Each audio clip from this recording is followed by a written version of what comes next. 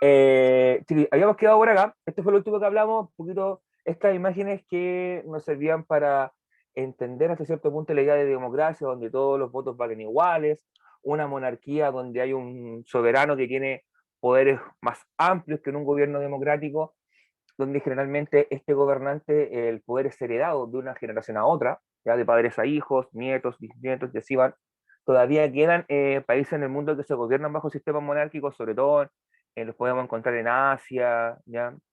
En Medio Oriente, por ejemplo, en Arabia Saudita, una monarquía absoluta, Brunei, Qatar, tienen tipos de carácter monárquico más a la monarquía, a la antigua usanza. Ya en el caso de Occidente, por ejemplo, Inglaterra o Reino Unido, España, Países Bajos, Suecia, Noruega, Dinamarca, Bélgica, que siguen teniendo regímenes monárquicos, tienen una monarquía todavía vigente, son más bien de carácter simbólico, cumplen un rol más bien comunicacional o de establecer vínculos internacionales. ¿Ya? Bueno, y otro ejemplo de monarquía absoluta que existe en Occidente es el papado, los estados pontificios, donde son gobernados por un papa, que el papa tiene poderes prácticamente totales. Y una tiranía, como tipo que está abajo, que muchos le llaman el tirano, él gobernó para su beneficio personal. Esto lo habíamos visto. La democracia, chiquillos. Perdón, avancé sin querer queriendo, ahí sí. La democracia, chiquillos. La democracia es una forma de gobernar donde el pueblo tiene el poder. Por eso es demos, en griego, demos es pueblo. Cracia es poder, de ahí viene la palabra kratos. Así que si jugaste God of War, kratos significa poder, o poderoso. ¿Ya? Entonces es una forma de gobierno donde el pueblo tiene el poder y el pueblo utiliza este poder para escoger a sus representantes. ¿Ya? Representantes que van a dirigir el territorio común que tienen para conseguir también un desarrollo, el bien común, avanzar, ya mejorar las condiciones que las cuales se vive. Recuerden, chiquillos, que ese es el principio fundamental de la democracia. Nosotros vivimos en sociedad y cedemos nuestra libertad a un gobernante para que él nos dirija porque creemos que esa persona es la indicada para gobernar. No porque, no, ¿sabéis que este tipo me... este tipo nomás. Sí, o al cachipón, a la matita, no es al azar, sino que en el fondo hay un proceso de votación donde tendría que en teoría, concienzudamente, pensar, meditar por qué voy a votar por tal o cual candidato, ver qué elementos positivos tiene, qué elementos negativos tiene. Por ejemplo, cuando la gente escogió a Piñera como presidente, muchos se guiaron por su perfil de empresario. Es decir, es un tipo que le va bien en los negocios y hicieron la analogía de que el Estado es una gran empresa, por lo tanto, si el tipo le va bien en los negocios, le va a ir bien con el país. No siempre ocurre eso, ¿ya? O por ejemplo, cuando escogieron a Michelle Bachelet, por ejemplo, fue como, mira, este tipo, esta persona, ¿sabes qué? Tiene perfil de médico, se ve simpática, es médico, tiene conocimiento, tiene una cercanía con la gente, ya probablemente se va a preocupar por nosotros. Y uno funciona muchas veces por esos, podría decir, percepciones, ¿ya? Que no son verídicas, porque muchas veces no nos informamos de por quién estamos votando. Por eso, chiquillos, si aquí hay gente que es mayor de edad y que puede participar en procesos eleccionarios, yo los invito, chiquillos, a que se informen antes de elegir un candidato. Lean qué programa, qué propuesta tienen, investiguen, busquen, vean la campaña electoral, la franja electoral que ahora creo que se pausa por el tema de que se extendió, se aplazaron las elecciones, pero se va a pausar un tiempo. Pero vean, infórmense, ¿ya? Es clave en el fondo, porque el poder que tienen ustedes al decidir es muy grande. Piensen, chiquillos, que si no me equivoco fue en Zapallar, donde un alcalde, el empate de votos fue tal, porque la gente votaron y no se pudo escoger no pudo escogerse un ganador porque los votos fueron iguales. O sea, un voto, quizás de esos que estuvo mal informado, hizo que no se eligiera un ganador. ¿Ya? Por eso es tan importante, chiquillos, vuelvo a ser majadero con el tema, de informarse antes de elegir a una persona que nos va a gobernar. De hecho, en la directiva de curso pasa lo mismo. Cuando hay más de algún candidato a la directiva, presentan su proyecto de directiva. Nosotros queremos hacer esto, queremos hacer un viaje de fin de año, queremos preparar una convivencia, queremos, no sé, armar un torneo de Smash, lo que sea, ¿ya? Y lo proponen, pues, y la gente va a decidir informada, ¿ya? Esos son principios básicos de un sistema democrático, ¿ok? Ahora, democracias hay muchas. Que mira, espere, profesor. ¿Cómo si en el fondo es en el fondo que yo vote y participe? Sí, pero no. hay diferencias, chiquillos. Hay países que tienen regímenes democráticos bien especiales, ¿ya?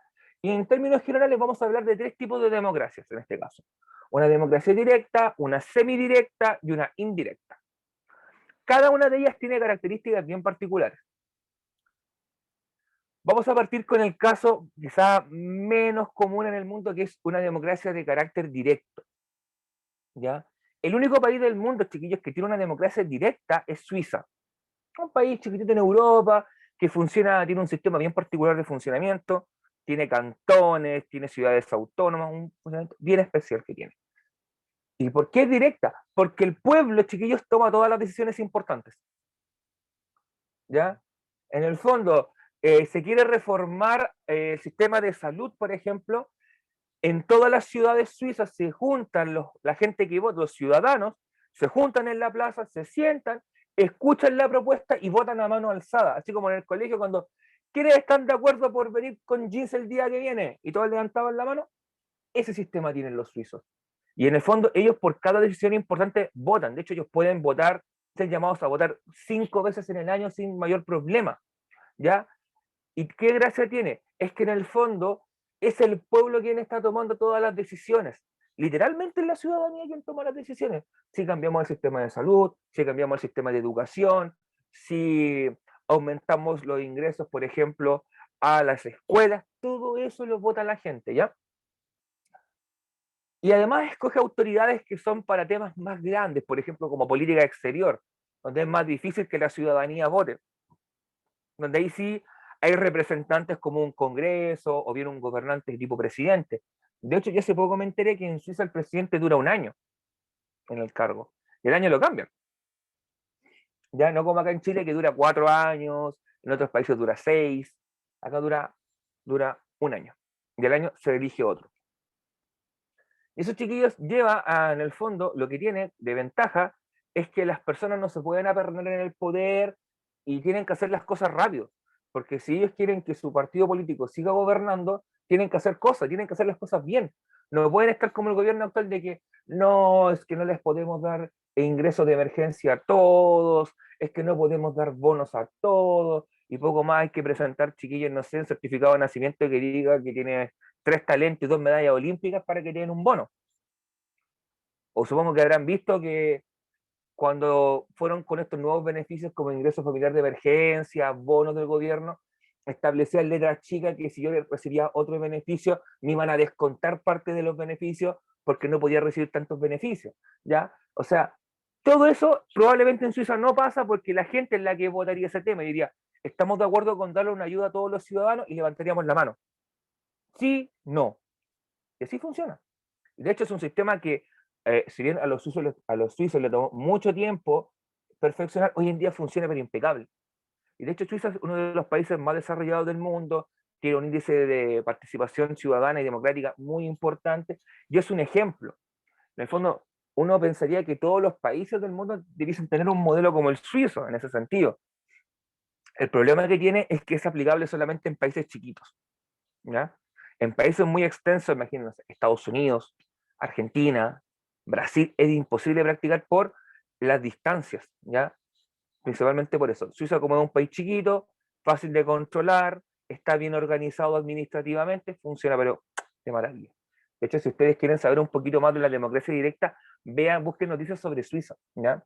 Y van a darse cuenta cómo los suizos votaron para no privatizar, o perdón, para mantener su sistema de salud como estaba, ¿ya? Y en el fondo era, mantengo mi sistema de salud o lo cambiamos y recibimos un bono, no sé, de 30.000, 40.000 euros por persona, ¿ya? Y no decidieron no cambiarlo. Democracia directa.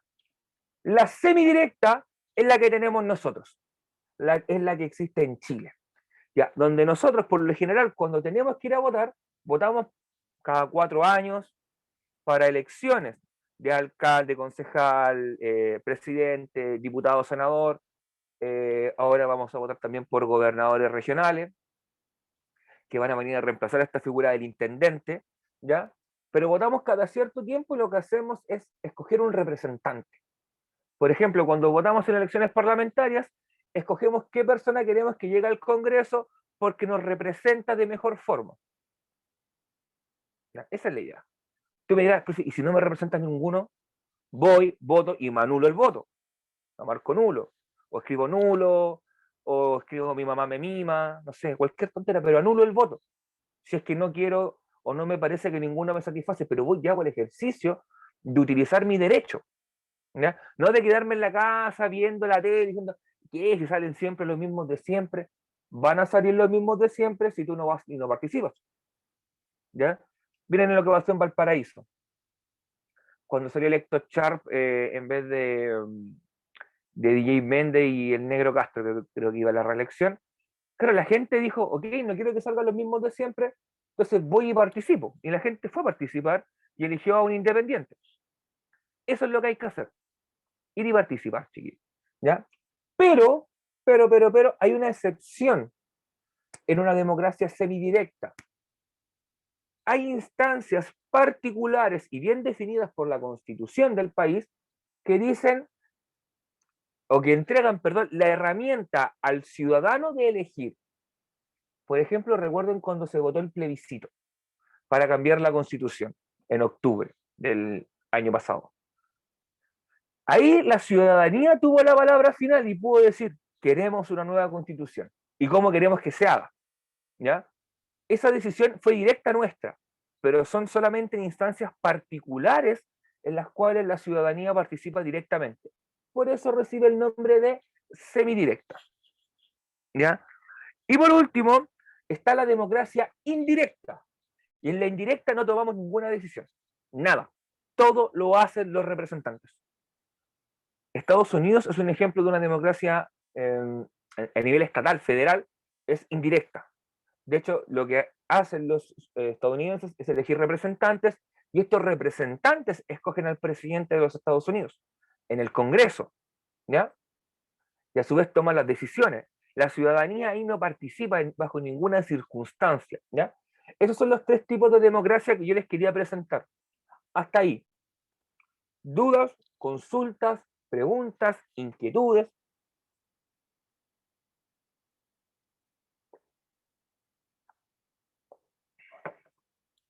¿Algún aporte, chiquillos? Por ejemplo, de los que están acá conectados y que no sea yo, Estefano, que somos, evidentemente somos mayores de edad, ¿cuántos de aquí, chiquillos, pudieron participar en el plebiscito de octubre? Yo. Ya. Por ejemplo, ¿y tú era la primera vez que participabas en una votación o ya habías participado antes? No, ya había participado. Ya. De hecho, ¿tú estás de acuerdo con lo que dije yo que es importante ir a participar o crees que no es tan necesario? Sí es importante porque aunque votís nulo, ellos ya saben que tú no estás de acuerdo con lo que están haciendo. Ya, exacto. ¿Alguien más, chiquillos, ha participado en procesos de elecciones antes? Además de la Adriana que hizo el comentario recién. Si no pueden hablar por último por el chat escrito, ¿ya? No, quizá el Ignacio que es menor, ya, se entiende. ¿Ok?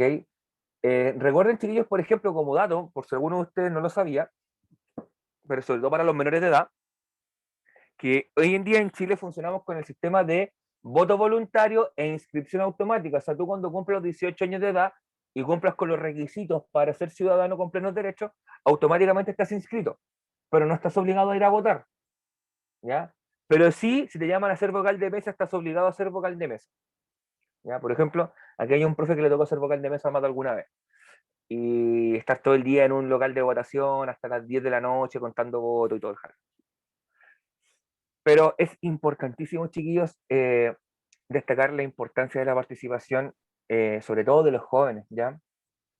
Los que somos, ya estábamos en la curva a los 30 o llegando a los 30 como el caso de Estefano, que todavía es un jovencito de veintitantos, es importante, chiquillos, que sobre todo ustedes que pueden tener 18, 20 años, participen, ¿ya? La participación juvenil, chiquillos, es uno de los factores clave para hacer cambios en la sociedad, ¿ya?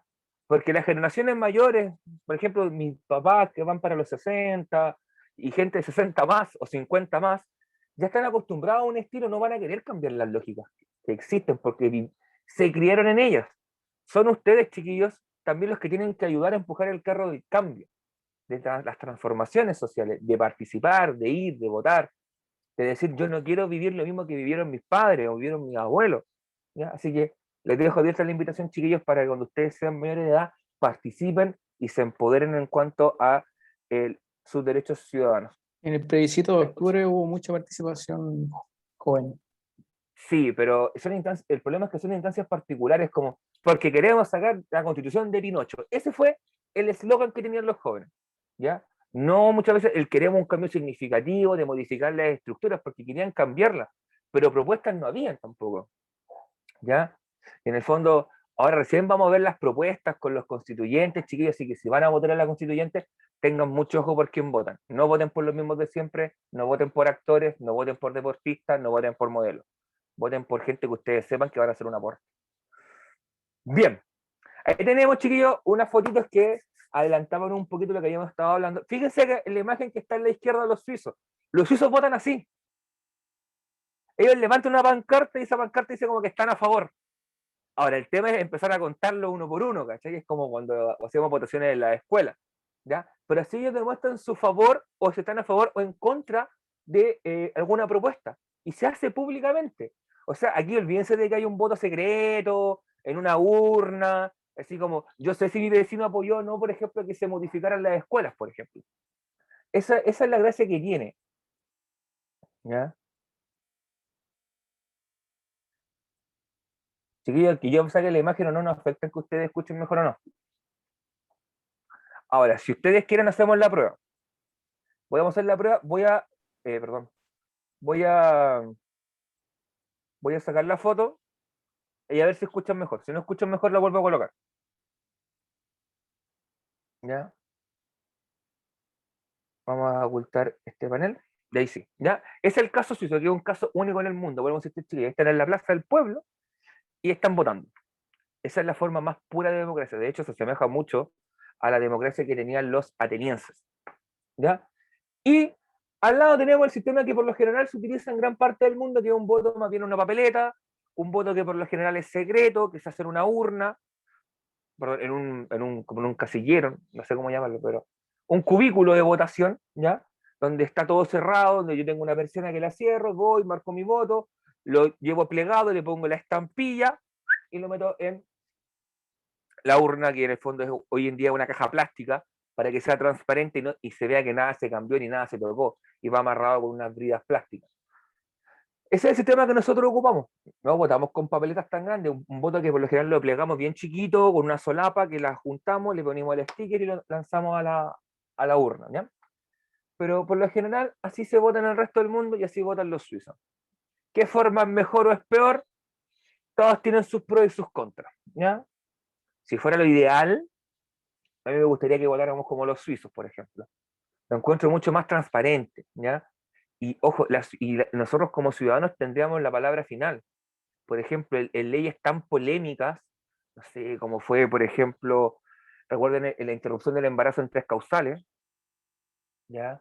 Cuando se aprobó la unión civil, que en el fondo fue una forma de diferenciarlo del matrimonio para la gente del mismo sexo, o en su defecto la gente que no se quiera casar como tal, pero sí darle una certeza jurídica a su cónyuge, a su conviviente, con la ley de divorcio, que fueron leyes hiper contra polémicas, porque eran polémicas para la clase política, pero muchas veces para la sociedad no eran tan temas.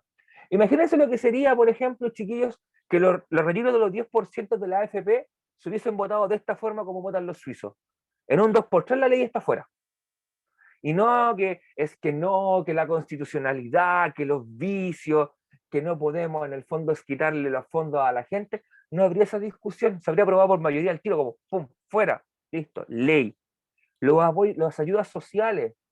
O sea, yo no creo que exista gente que no esté de acuerdo con que el Estado suelte dinero para ayudar a las familias, sobre todo las familias humildes y de clase media, que les han pasado mal con el coronavirus, que han visto que se afectaron sus sueldos, que no han podido trabajar como trabajaban los años anteriores, y todo eso.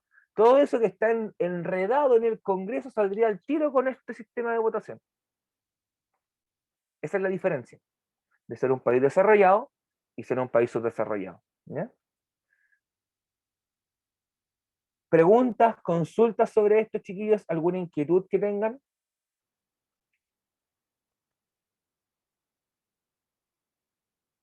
Se llama al lugar donde yo meto los votos, ¿ya?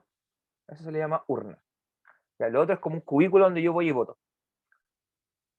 Ok, no hay consultas, chiquillos, vamos a avanzar.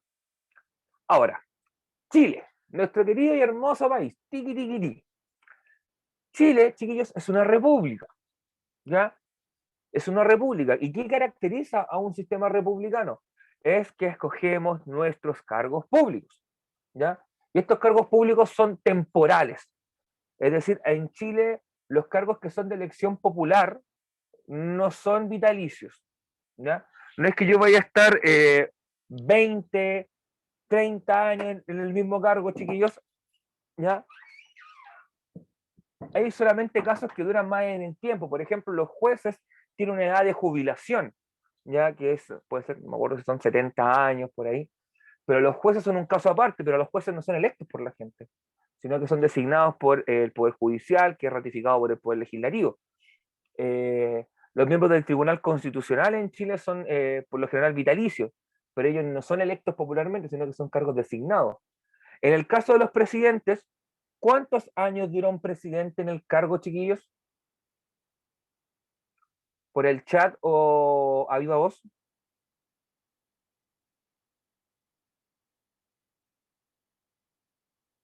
¿Alguien sabe cuánto duran los presidentes en el poder? Chiquillos, eso es básico. 4 años, bien, Ignacio. ¿El presidente puede ser reelecto inmediatamente? ¿Saben eso también? No, bien. Ahora vamos a cambiar la pregunta. Un senador, ¿cuántos años dura en el poder, en su cargo? Ese ya es un poquito más difícil.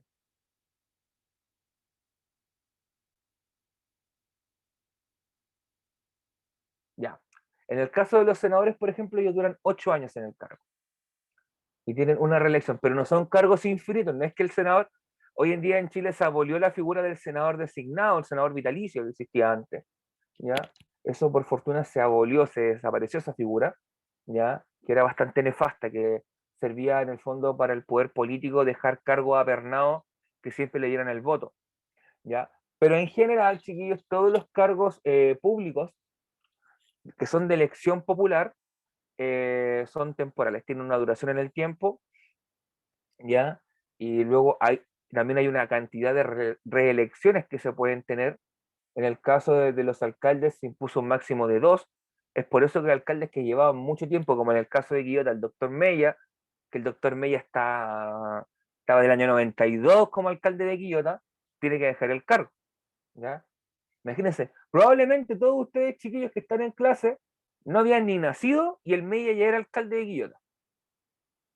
Para que se den cuenta la cantidad de años que Yo llevaban en el tenía poder. 2. ¿Tú tenías 2 años? ¿Eres del 90? Sí, profesor, soy del 90. Ya. Entonces ya, tú eres la excepción a la regla entonces, igual que yo. Ya, pero viste, pero por lo general lleva mucho tiempo en el cargo y eso se eliminó. Lo mismo ocurrió con los senadores y con los diputados para evitar de que se apernaran en el poder. Hay senadores y diputados que llevan 30 años en el mismo cargo. O sea, esos tipos real son parásitos del Estado. O sea, han vivido parasitando, chiquillos, de los impuestos que nosotros pagamos. Porque su sueldo no sale de la nada, pues sale de los impuestos de los ciudadanos. De hecho, cuando tú le dices a un funcionario público, yo te pago el sueldo, le estás diciendo la verdad. Porque en el fondo los sueldos de esos funcionarios se pagan a partir de los impuestos que pagamos todos los ciudadanos. ¿Ya? Por si acaso, por si no lo sabían. ¿Ya? Y además, este sistema republicano que tiene cargos públicos temporales, también establece que todos aquellos quienes cumplan los requisitos pueden participar.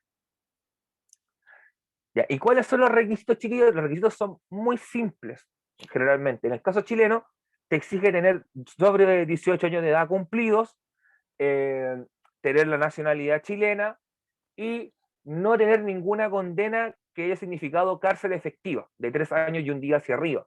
¿Ya? Esos son los requisitos para poder votar, para participar en una elección como votante. Ahora, si yo quiero ir como candidato, se suman un poquito más de requisitos.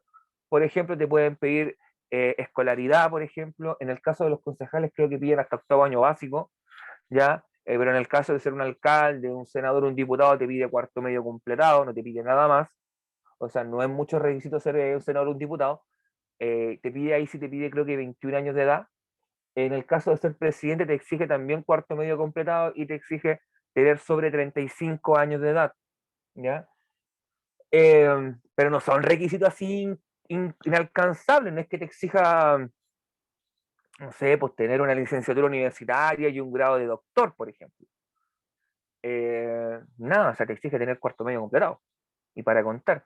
De hecho, hay muchos senadores y diputados que con suerte sacaron el cuarto medio. Piensen ustedes que uno de los casos más bullados en cuanto a requisitos fue la Virginia Reginato en Viña del Mar. La Virginia Reginato sacó como 12 años de escolaridad en uno, donde hizo de primero a cuarto medio en un año, algo así, en una escuela de adultos media trucha que habrá por ahí en Santiago. Pero ella tuvo que en el fondo actualizar todo eso cuando ocurrieron estos cambios, porque antes probablemente ni siquiera se daban cuenta si tenías cuarto medio completado o no. O sea, tampoco digo son requisitos tan imposibles de conseguir para una persona para lograr acceder a un cargo público, sobre todo pensando en la responsabilidad que tienen y en los sueldos que tienen, ¿cachai? O sea, va por ahí. Entonces tenemos, esos elementos caracterizan un sistema republicano, como el chileno. Y además tenemos que es una democracia. Como ya dijimos, el poder reside en el pueblo y este va a escoger autoridades que tienen como mandato fundamental la búsqueda del bien común de todas las personas. ¿Ya? Hasta acá. ¿Dudas, preguntas, consultas, chiquillos? ¿Inquietudes que tengan?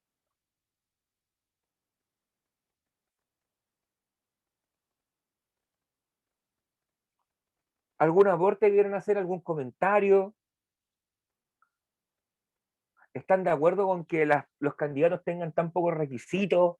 ¿O quizás debiesen tener más requisitos, más exigencias? No sé, po, ¿qué opinan ustedes, chiquillos?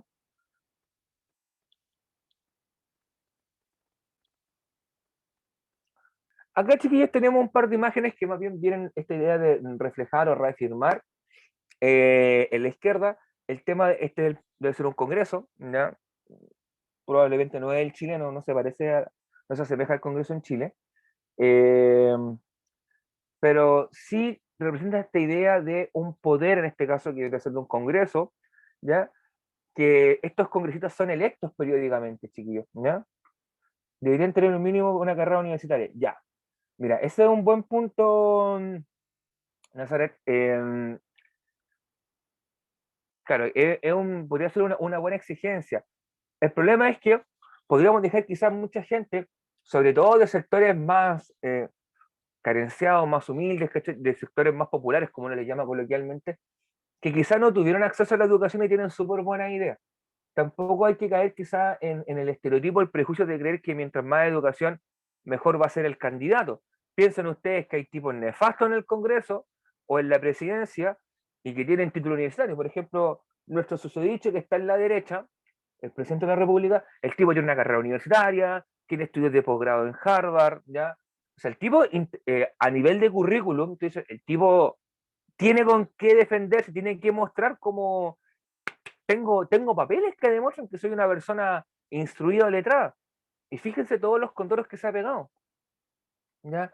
Cómo ha tenido muchas veces que dar un paso en falso, hacer marcha atrás para retrotraer lo que dijo. Recuérdense, por ejemplo, que nunca se dio cuenta del impacto social que estaba teniendo la pandemia.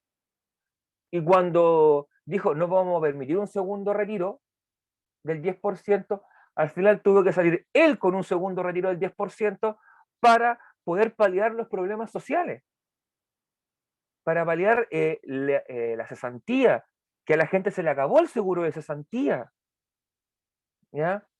Que quizá por ser clase media y por tener un sueldo de 1 millón, que para nosotros quizá 1 millón suena un sueldo de una persona acomodada, es un sueldo que de verdad debiese tener una persona clase media, ¿ya? Porque con 1 millón, chiquillo, suena mucho, pero tampoco vives lleno de lujos con 1 millón de pesos, por ejemplo. Piensen en el ministro de Salud. Cuando el ministro de Salud, a él él comentó poco antes de renunciar al cargo que él no conocía la realidad poblacional de Chile, esa realidad que probablemente todos hemos vivido, como la vez ir a un consultorio y el médico del consultorio te dijo, vaya con esta receta a farmacia, llegas a farmacia y te dice, ¿sabe qué? No me queda de tiene que comprarlo por su cuenta. Probablemente situación que a más de alguno de ustedes les pasó. A mí también me pasó. ¿Ya? Esa realidad no la conocía. Y es un tipo que en teoría está instruido, está letrado, así que hay que tener ojo. O sea, uno evidentemente tiende a pensar que mientras más educación el tipo probablemente va a gobernar mejor. Y a veces para gobernar bien lo que se necesita es sentido común. ¿Ya? Algo que probablemente muchos de nosotros tenemos. Lógica, sentido común. Entender de que hay cosas que no pueden ser, que hay cosas que no tienen ni pie ni cabeza. ¿Ya? Como decirle a una familia, no sé, de clase trabajadora, no salga a trabajar. Su trabajo no es esencial. ¿Cómo no va a ser esencial? Si sin ese trabajo no como, no tengo cómo pagar las cuentas, no tengo cómo pagar el internet para que mi hijo se conecte a clases porque estamos en cuarentena y las escuelas no funcionan. ¿Ya? Entonces va por ahí el tema. Yo creo que se necesita ese equilibrio entre ambas cosas. ¿Ya? Así que, pero me encantó el comentario que hiciste, así que muchas gracias porque viniste para hablar un tema que también quería tocar. Así que bacán por el comentario. Vamos a ver qué más nos dice el chatcito. Es la triste realidad de Chile, lamentablemente sí. Y eso creo que no lo hablé con ustedes, pero justo esta imagen da clavado para hacer debido a esa frase que dijiste. La realidad chilena, chiquillos, esta clase política, que esta quizá no es chilena, pero si cambio las caras y pongo los chilenos, es exactamente lo mismo. No tienen idea de la realidad país. No tienen idea de lo que es vivir en este país. Ellos viven una realidad aparte, con sueldos que son estratosféricamente más altos que el sueldo promedio en Chile. El sueldo básico en Chile son 326.000 pesos brutos, ¿ya? Eso hay que hacerle todos los descuentos, bla, bla, bla, bla, y me queda casi en 300 lucas. Imagínense que vivo con 300.000 pesos. ¿Dónde una persona vive con 300.000 pesos? Cuando el arriendo de una casa me puede salir 250.000 pesos, ¿ya? Entonces, ahí hay un gran problema y justo calza con el tema de formación ciudadana y la idea de entregarle esta idea de ampliar un poquito el rango de visión y quizá recordar algunas cosas que ustedes viven, ¿ya? Ellos que están en la foto que ustedes están viendo acá no tienen idea de la realidad país. Probablemente no tienen la idea que muchos de ustedes tienen que vivir día a día para mantener a sus familias, para mantenerse ustedes, o quizá que viven sus padres, ¿ya? Si es que todavía viven con ellos.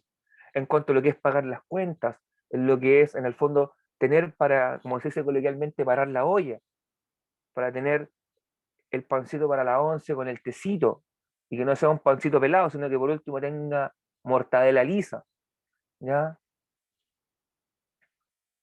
Que no sea todos los días comer fideo arroz, que generalmente son los alimentos más económicos, y por lo tanto son a los que uno más recurre cuando están las vacas más flacas, ¿ya?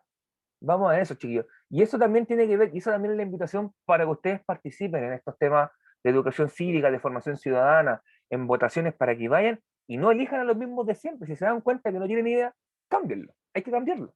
Y de eso se trata, chiquillos. Esa es la invitación que les hago a ustedes, a que cuando vayan a votar piensen en cambiar las cosas, en que no sea lo mismo que hemos vivido siempre, ¿ya? Porque de eso se trata, hay que ir evolucionando en el tiempo. Las cosas no son igual que en el 1900, que en el 1990. Tenemos otras necesidades ahora. Y eso hay que buscar conseguir. ¿Bien? Ya, chiquillos, entonces tenemos este congreso que nos muestra elecciones periódicas, ¿ya? O que tienen esta idea de elecciones periódicas para ir renovándose. Y a la derecha tenemos al susodicho, al presidente de la República, chiquillos. Yo sé que le hemos pegado mucho durante el año, que yo le pego bastante, pero se lo merece, ¿qué quieren que les diga? Piñera, en este caso, Piñera va a ser presidente hasta el año 2000, finales de este año, 2022, él dice entregar el mando en marzo del 2022, ¿ya? Y Piñera es el actual presidente, recuerden que es su segundo mandato, ¿ya? Los presidentes en Chile pueden tener un máximo de 2 mandatos, no pueden ser mandatos consecutivos, pero pueden tener más de un mandato, Por ejemplo, Michelle Bachelet tiene 2 mandatos presidenciales, Piñera tiene 2 mandatos presidenciales de 4 años cada uno, pero no son consecutivos. ¿Ya? Sí, chiquillos. Sí, mejor no pide nada porque capaz que tengamos que censurar el chat si es que escribe algo que no corresponde. Ya, ahora bien, ¿cómo es la estructura política de este país, chiquillos? A nivel general, esto es un esquema muy general. Nosotros probablemente en la próxima clase, después vamos a comenzar a hablar sobre institucionalidad general de Chile, vamos a hablar de los poderes del Estado, y cuando hablemos un poquito, si nos da el tiempo de la Constitución, si es que nos da el tiempo, podremos hablar de los elementos que están abajo. Pero Chile en general, a nivel de estructura política, tiene 3 poderes del Estado: ejecutivo, legislativo y judicial. ¿Ya? El poder ejecutivo se preocupa de la administración pública, es decir, que el país, las instituciones públicas funcionen. Que, por ejemplo, cuando yo voy al registro civil, está alguien atendiéndome. Oiga, ¿sabe qué? Necesito sacar mi cédula de identidad nueva, mi carnet. Ya va y la señora te va a decir, ok, préstame su carnet. Y empieza a buscar, firma acá en esta tablera que a nadie le funciona y que todo su firma sale horrible. Ya. Ahí voy a ir, por ejemplo, a no sé, voy al servicio de impuestos internos, si tengo una pyme, por ejemplo, tengo que ir a pagar los impuestos. ¿Ya? Voy también, hago todo el trámite ahí de la fila. ¿Qué necesita? Vengo a pagar las contribuciones. Ya, ¿quién sabe qué? O ir a buscar las boletas que están timbradas y trabaja, que hoy en día ya no se ocupa porque ahora pasamos todo a hacer boleta electrónica, otra genialidad de este gobierno. Y ya, por ejemplo, eso están desapareciendo las boletas de los negocios. Las boletas timbradas que venían con un timbre del SII, ahora van a empezar a desaparecer y todo va a ser electrónico. ¿Ya? De hecho, pasamos ya de la factura electrónica, por ejemplo, que ya en el campo, por ejemplo, tú vas a comprar verdura al campesino, al agricultor, y no te pasa una factura y una guía de despacho, sino que todo viene digital.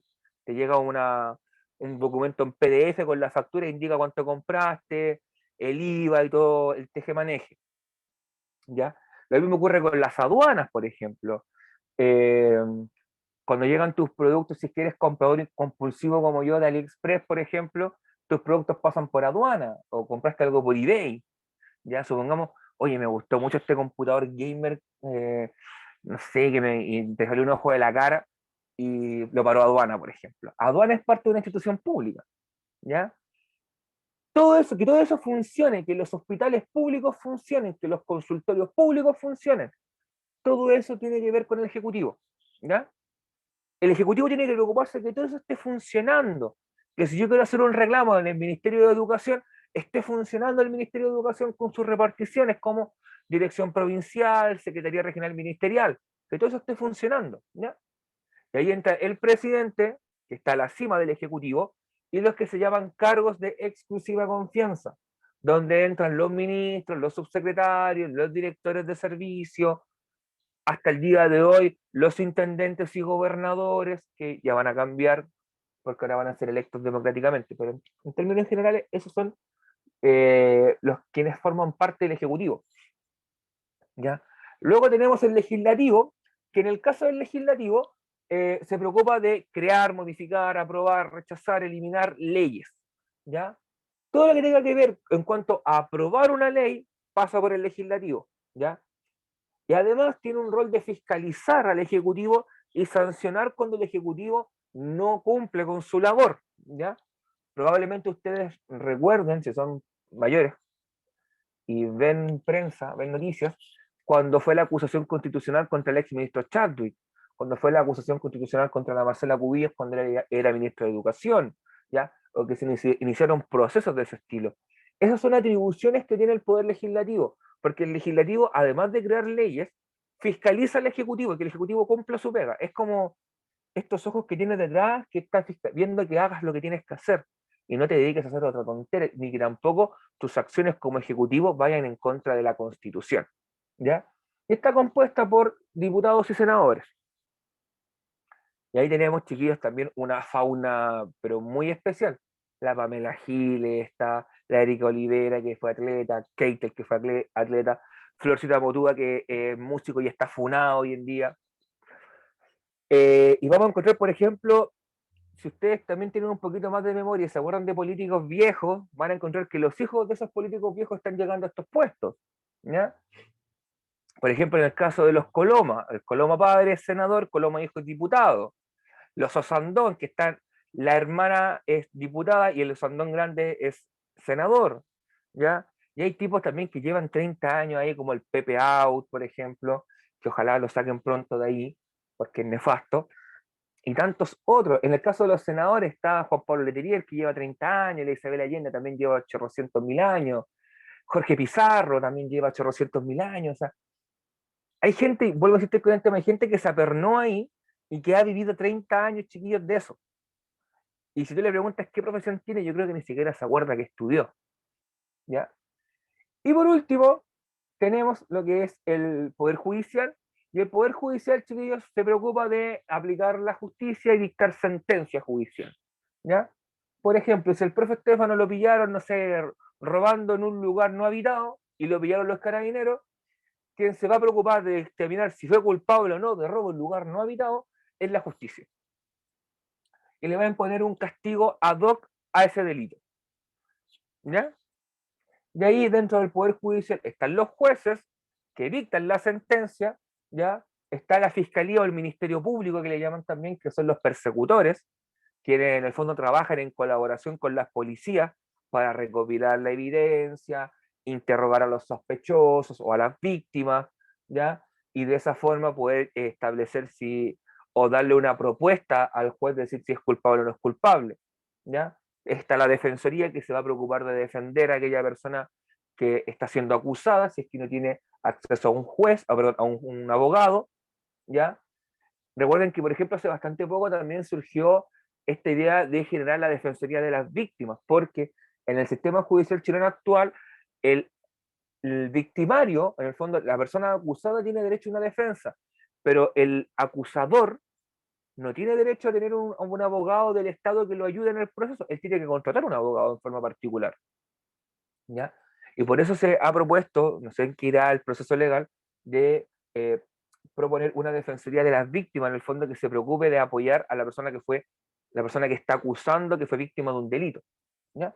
Bueno, también están una serie de administrativos y de otros funcionarios que, donde están, por ejemplo, los técnicos jurídicos, los secretarios, ¿ya? Que aportan en este proceso, son también engranajes de este poder judicial, ¿ya? Chiquillos, antes de continuar, ¿ustedes conocen estos tres poderes del Estado? ¿Habían escuchado hablar de ellos alguna vez? ¿Sabían a qué se dedicaban cada uno de ellos?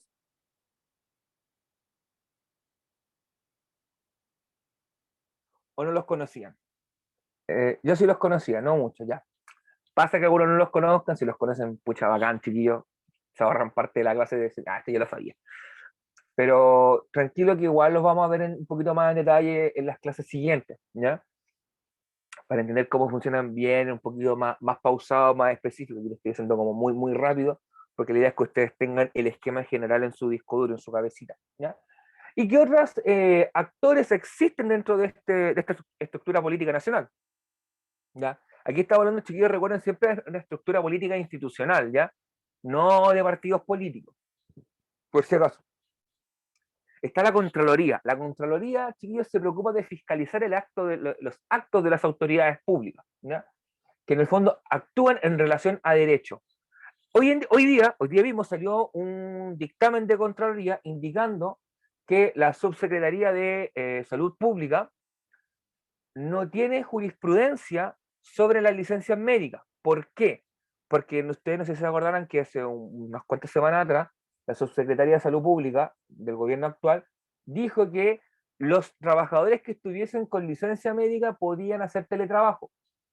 Eso dijo. Imagínate la falta de tino, de tacto de ser una persona que está con coronavirus, que quizá no está en las condiciones médicas para trabajar. De hecho, todos saben, probablemente todos los que trabajen saben que si tienen una licencia no pueden trabajar porque es un tema legal, ¿ya? Y un tema legal que a la empresa o al local le puede costar muy caro económicamente, porque es una multa grave y una falta grave, ¿ya? No puede salir una autoridad del ejecutivo diciendo, no, no se preocupen, puede trabajar con licencia médica. ¿Cuándo se ha visto eso? Así que salió Contraloría, y la función de Contraloría es esa, decirle al Ejecutivo, oye, lo que estás diciendo está fuera de derecho. Esto es inconstitucional y está fuera de derecho, por lo tanto no lo puedes decir y no se puede hacer. Esa es la función de Contraloría. El Tribunal Constitucional, o TC, ahí, no, pero aquí está bien, sí. El TC, el Tribunal Constitucional, lo que hace es decir que toda ley que se cree, o todo proyecto de ley que surja, debe estar alineado a la Constitución. Si va en contra de alguno de los principios que establece la Constitución, ese proyecto de ley o esa ley que se va a promulgar es inconstitucional, por lo tanto, no puede ser promulgada. ¿Ya? El ejemplo más claro de eso, y que probablemente ustedes más escuchen hablar, son de los retiros del 10%. Cuando el Congreso promovió los proyectos de ley referidos al 10%, el Ejecutivo dijo, vamos a ir al Tribunal Constitucional. Fueron, y el Tribunal Constitucional dijo que ese proyecto era inconstitucional, el proyecto que proponía el Parlamento, comandado por Pamela Giles, porque implicaba un gasto público. Y solamente el presidente de la República se puede atribuir un proyecto de ley que signifique gasto público. Por lo tanto, si lo hace otra persona, es inconstitucional. ¿Ya? Y eso fue lo que declaró. Y esa es su función, decir si algo es constitucional o no. Y por último está el CERVEL, el Servicio Electoral de Chile, chiquillos, que se preocupa que los procesos eleccionarios estén en orden, ¿ya? Que todas las candidaturas estén conforme a derecho, que tengan los votos necesarios para validarse en caso de que sean independientes, determinar el orden de los candidatos, ¿ya? También de que este proceso se lleve en orden el día de las elecciones, que no se pierdan urnas, que no se pierdan votos y todo ese jaleo. De todo eso se preocupa el Servicio Electoral, que también forma parte de esta estructura política nacional. ¿Ya? Aquí tenemos, chiquillos, la idea, algunas imágenes que ilustran esto, ya que la estructura de estos tres poderes del Estado en Chile, el legislativo, judicial, ejecutivo, ¿ya? La idea de los poderes del Estado, y al lado tenemos el logo de la Contraloría General de la República, ya que es esta institución quizá tan desconocida, pero de mucha importancia para fiscalizar los actos de las autoridades públicas y que estos actúen conforme a la ley. ¿Ya? Aquí, chiquillos, está la pregunta esencial, ¿ya? Que es, ¿por qué es relevante conocer sobre los autores nombrados en la diapositiva 5 para comprender la realidad política e institucional actual? Ya. Suena muy rara la pregunta y muy complicada, chiquillos, pero no es tan difícil. ¿Ya? Antes, cópienla, voy a dar unos 2-3 minutitos para que la copien, le voy a sacar una foto, se las voy a mandar, chiquillos, a lo que es su grupo de WhatsApp también. Vamos a esperar a que cargue WhatsApp. Ahí sí.